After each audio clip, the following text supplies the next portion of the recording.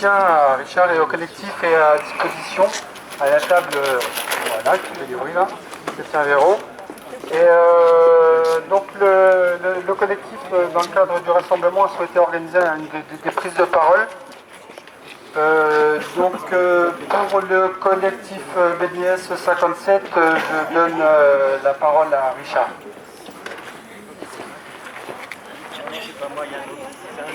C'est un autre, Richard. Ça, je tiens un mégaphone.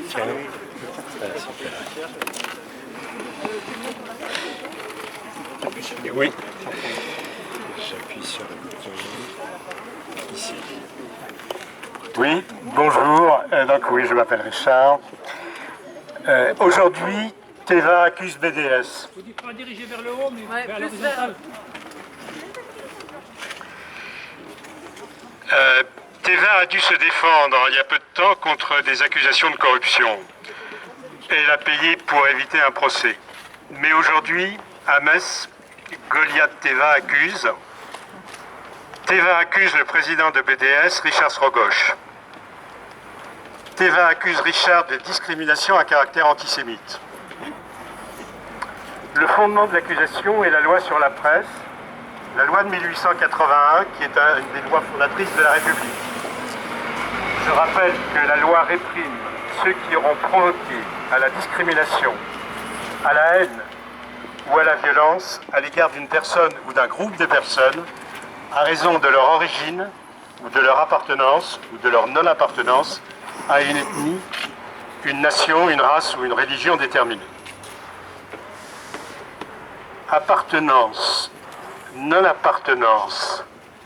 Quelle est l'appartenance de Teva?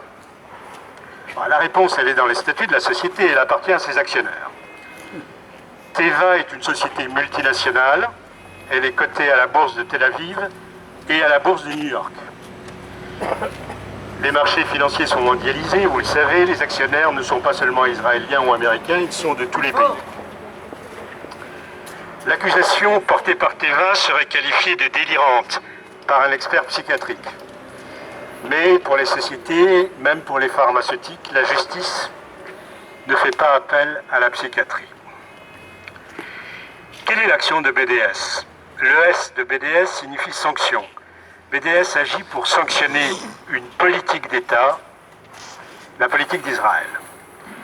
Seule, nous le pensons, la mise en place effective de sanctions contraindra Israël à mettre fin à sa politique. Alors aujourd'hui, les avocats de Teva diront que la question est hors des débats.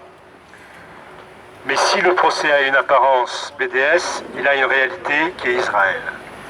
La politique, nous la connaissons tous, la politique d'Israël, c'est l'occupation, l'annexion, la colonisation et la destruction du cadre de vie du peuple palestinien.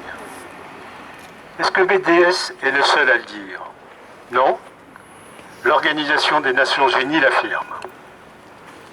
Permettez, je vais changer de page. Quelles sont les décisions